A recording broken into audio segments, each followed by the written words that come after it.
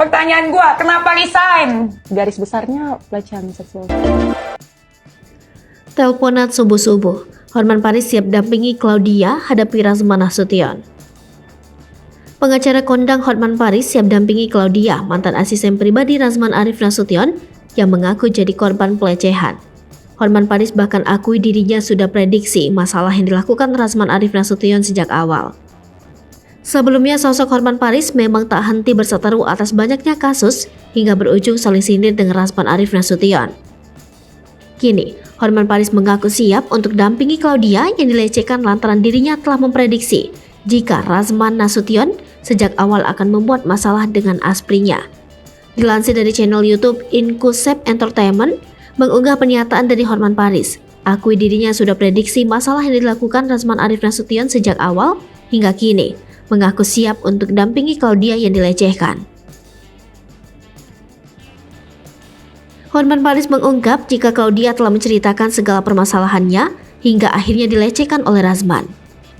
Hotman Paris juga mengaku jika dirinya sejak awal sudah mengetahui tingkah Razman hingga tak lagi kaget jika sang musuh melecehkan asprinya. Selain itu, dirinya membandingkan Razman Arif Nasution dengannya yang biasa dikelilingi wanita cantik. Menurut Hotman Paris, tindakan Razman sudah kelewatan hingga membuatnya kini secara tegas akan menggiring kasus ini sampai mendapat keputusan yang adil. Bahkan, selain menyoroti pelecehan yang dialami Claudia, Hotman Paris juga menyinggung ijazah palsu milik Razman. Selain itu, Hotman Paris mengaku jika Razman harus mendapat pelajaran yang setimpal dengan perbuatannya selama ini.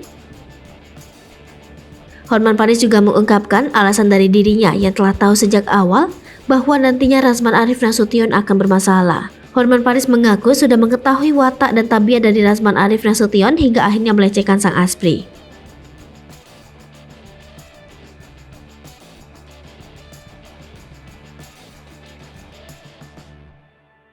Hai pemirsa Sri Popo TV, jangan lupa komen, like, dan subscribe, serta tonton terus berita-berita terupdate lainnya ya.